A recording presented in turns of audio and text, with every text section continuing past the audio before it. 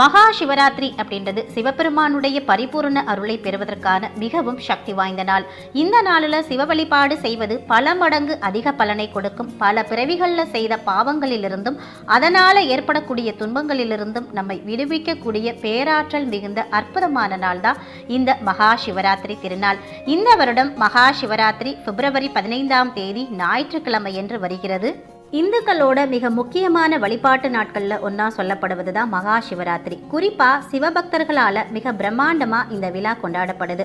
சிவராத்திரி என்ற சொல்லுக்கு சிவனுக்குரிய ராத்திரி அப்படின்னு பொருள். இந்த நாளில் பக்தர்கள் விரதம் இருந்து இரவு முழுவதும் கண் விழித்து சிவபெருமானை வேண்டி பூஜைகள் செய்து வழிபாடு செய்வாங்க. மாசி மாத தேய்பிரையில் வரக்கூடிய சதுர்த்தசி திதியில் மகா சிவராத்திரி விழா கொண்டாடப்படுறது வழக்கம். மகா சிவராத்திரி பற்றி புராணங்களில் பல கதைகள் சொல்லப்படுவதுண்டு.